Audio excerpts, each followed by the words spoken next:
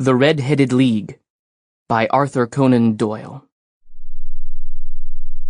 I had called upon my friend, Mr. Sherlock Holmes, one day in the autumn of last year, and found him in deep conversation with a very stout, florid-faced, elderly gentleman with fiery red hair.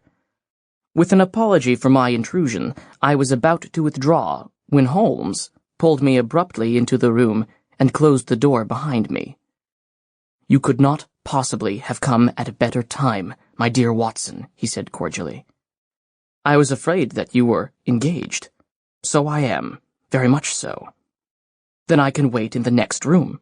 "Not at all, not at all.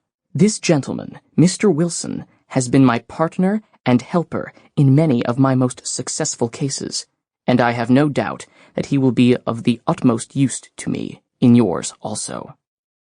The stout gentleman half rose from his chair and gave a bob of greeting with a quick little questioning glance from his small, fat-encircled eyes.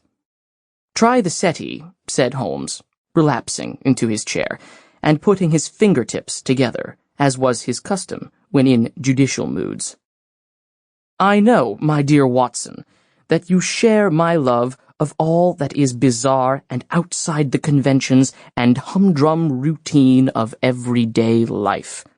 You have shown your relish for it by the enthusiasm which has prompted you to chronicle and, if you will excuse my saying so, somewhat to embellish so many of my own little adventures.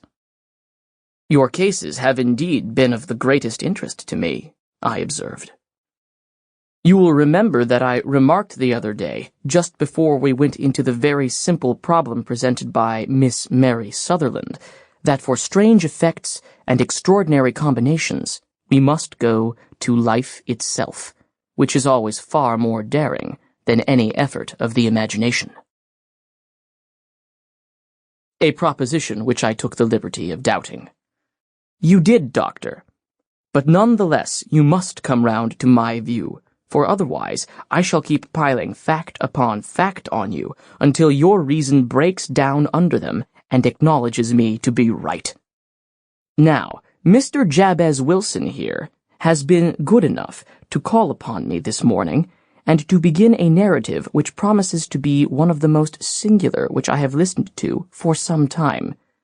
You have heard me remark that the strangest and most unique things are very often connected not with the larger, but with the smaller crimes, and occasionally— Sample complete. Ready to continue?